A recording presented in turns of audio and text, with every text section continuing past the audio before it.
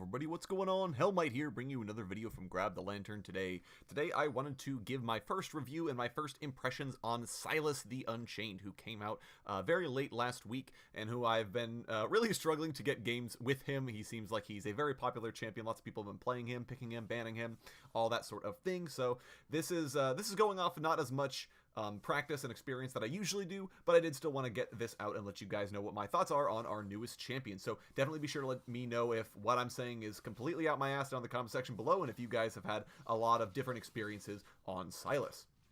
Now, first and foremost, I'm going to say that Sylas feels okay.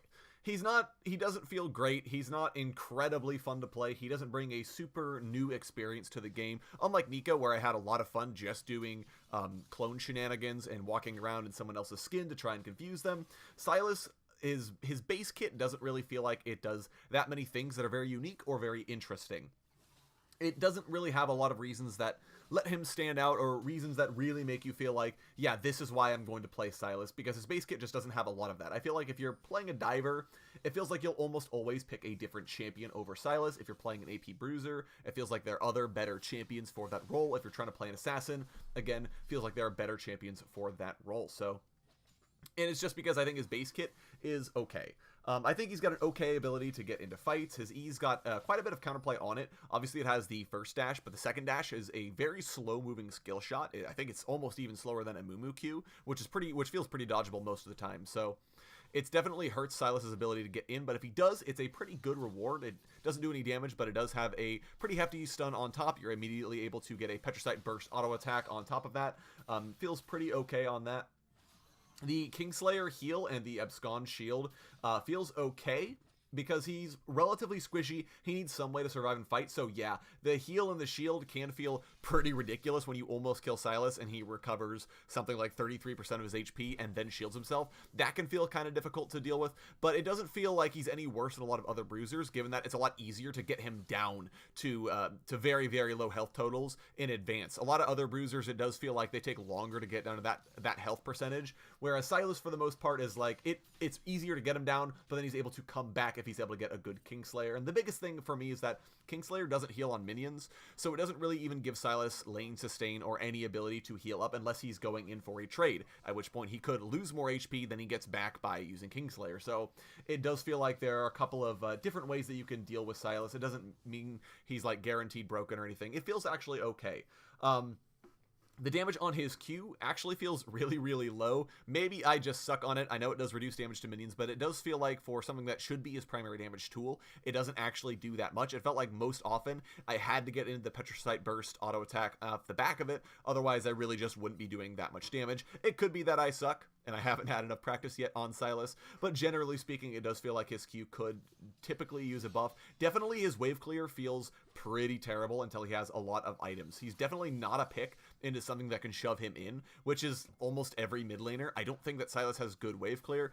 He definitely is prone to just kind of being shoved in by almost every member of the cast in the mid lane. So that's one of the biggest disadvantages I think I have to give him, his mid lane performance, is that he doesn't actually do that much in the mid lane. He has difficulty getting onto champions. I definitely feel like he's counterpicked by a lot of the current mid lane pool, especially someone like Lissandra, who just kind of negates the laning phase as a whole. Sylas could feel okay if he was into something like a Nico or a Xerath, or someone who's a lot slower moving, who can still shove him in, but who he has kill threat against. I feel like Sylas could do okay in those matchups, but I don't think, again, that he'd be like the best pick ever. But he definitely is not a good champion to be using up in the top lane. I think he just does not have the durability or the sustain or the ability to trade with almost any bruiser in the game. I feel like you literally can pick a tank, a bruiser, almost doesn't matter as long as you're not playing something super squishy like Quinn into him. And even then, you have the advantage of range. It does kind of feel like Sylas, the biggest reason you'd pick Sylas is in the jungle. I didn't have a chance to try him there, but it feels like as long as he can clear the jungle, that's where I'd play him, because he does bring okay gank potential with the relatively long stun on Abscond. I think that would give him a decent chance at being able to jungle, but all this is predicated on his ability to clear, which his cooldowns are relatively long early game, so who's to say he can or can't clear? It would be interesting to see how that works out. But if he can clear the jungle, I would definitely look to see Sylas as a jungling champion.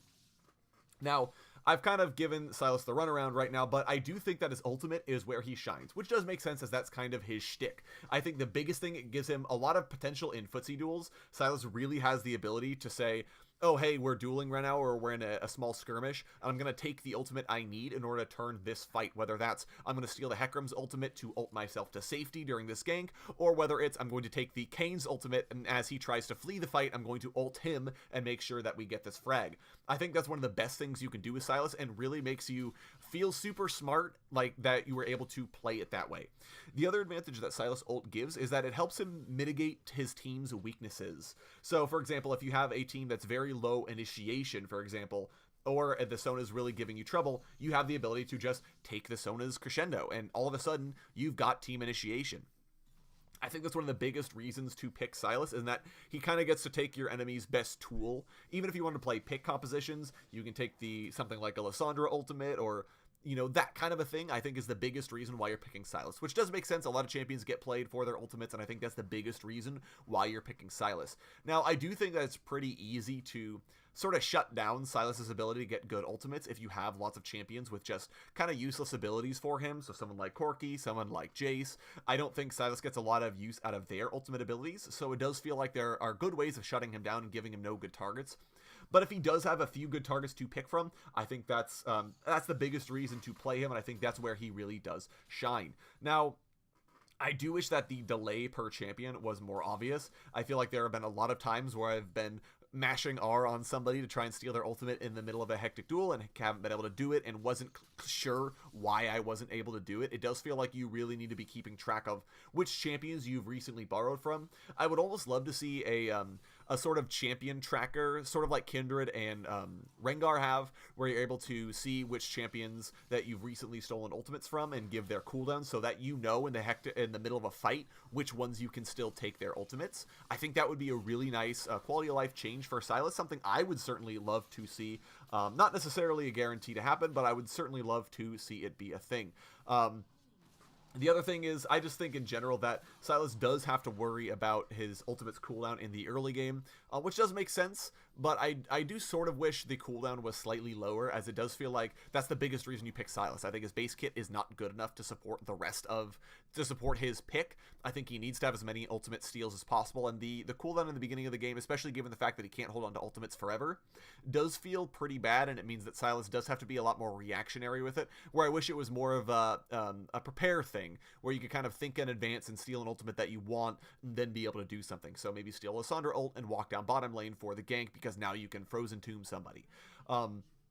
But I do think that the ultimate is the most fun you have with Sylas. I really think that that's a big deal. It makes you feel really smart when you steal the correct ultimate for the job. Definitely the reason you pick him. Generally, to me, I feel like Riot undershot with Sylas rather than overshot, which I think is really good, because he does have a lot of complicated things to figure out with the ultimate. It's hard to tell just how good Sylas is when a lot of his power is going to be tied to which ultimates he steals and when. So it does feel like Riot really wanted to make sure his base kit wasn't over buffed as a result of this, which I'm a big fan of. I actually think that this is a better approach going forward than making sure that they could stand alone without using their uniqueness, and then when their uniqueness kind of gets figured out and gained, so to speak, by the community, that then they become overpowered. So I would not be surprised if we saw Sylas buffs, actually. I think that generally, esports-wise, probably won't see play, but again, the ultimate stealing is a really hard to quantify bit of his kit, so I, again, would not be very surprised if he ended up being just super strong in professional play once people figured him out. But at the moment, I don't see Sylas being very good. I think his wave clear isn't great. It doesn't feel like he really has a lane where he can exist in. There are a lot of reasons why I think you could definitely do something else with Sylas instead. Definitely better mid than top lane. Could theoretically jungle, like I talked about before, but generally I think Sylas, though, is a very fun champion to play. Once he gets his ultimate, I think he's good. He's not particularly great, but could certainly get better with a couple of quality of life changes, maybe the ones I was talking about.